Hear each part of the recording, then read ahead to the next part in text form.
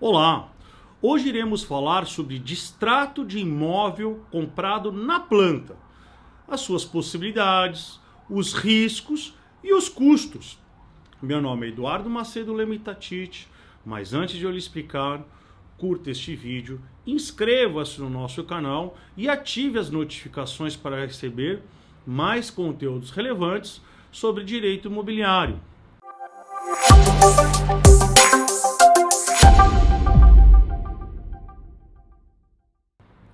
No direito brasileiro, os contratos vinculam as partes às obrigações assumidas, ou seja, o contrato é feito para ser cumprido.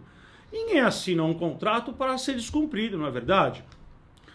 Entretanto, excepcionalmente, admite-se que uma das partes, de forma imotivada, possa pôr fim ao contrato.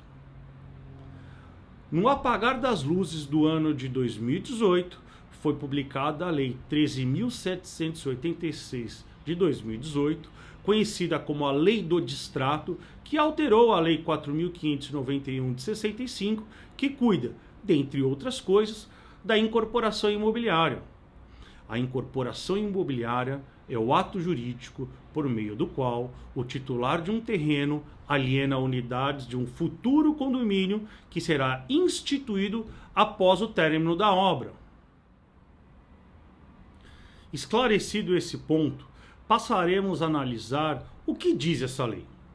Diz o artigo 67A da Lei 4.591 de 65 que nos casos de imóveis comprados na planta, o distrato ou a resolução por inadimplemento absoluto da obrigação por parte do comprador, este terá direito à devolução do valor que já foi pago, descontados a integralidade da comissão de corretagem, além da pena convencional, que não poderá exceder 25% do que já foi pago. Caso a incorporação esteja submetida ao regime do patrimônio de afetação, o comprador, além da comissão de corretagem, deverá arcar com uma multa de até 50% da quantia efetivamente paga. Para as incorporações submetidas ao regime de afetação, o prazo para a incorporadora devolver o dinheiro é de 30 dias contados do habeas ou de documento equivalente expedido pelo órgão público municipal competente. De outro lado, para as incorporações não submetidas ao regime do patrimônio de afetação, o prazo de devolução será de 180 dias contados da data do desfazimento do contrato. Em ambos os casos, havendo revenda, esse prazo é de 30 dias contados da revenda. Mas afinal, o que é distrato, resolução ou mesmo resilição? São termos jurídicos relacionados aos contratos. Vejamos. Resolução. A resolução de um contrato se dá quando uma das partes incorreu em inadimplemento culposo ou fortuito, ou seja, o não cumprimento de uma obrigação descrita no contrato.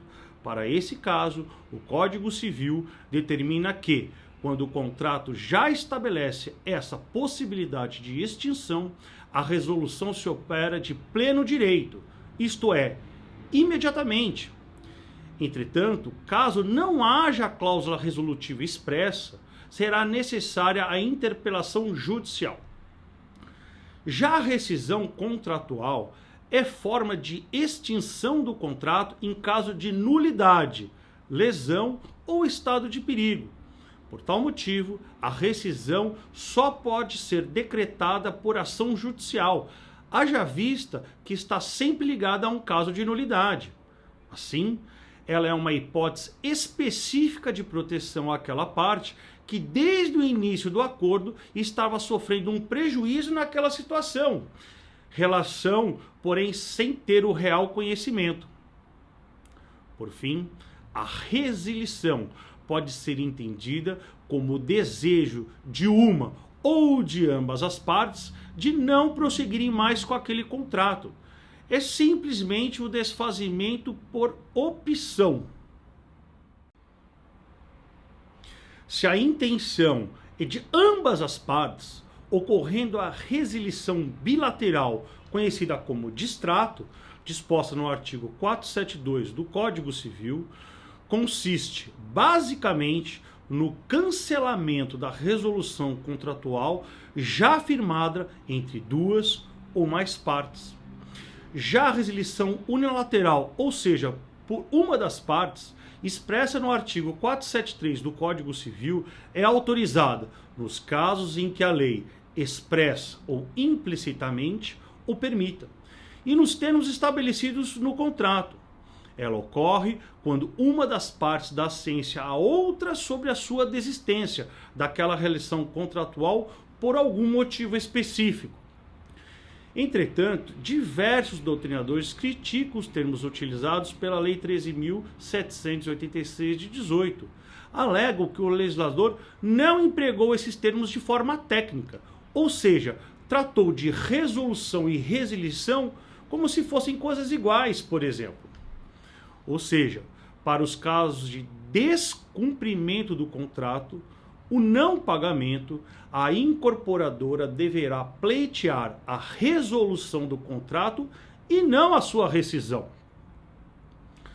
De outro lado, caso as partes queiram desfazer o contrato de comum acordo, por exemplo, deverão assinar um contrato de resilição bilateral, ou seja, o distrato. E o desfazimento do contrato por culpa do comprador inadimplente.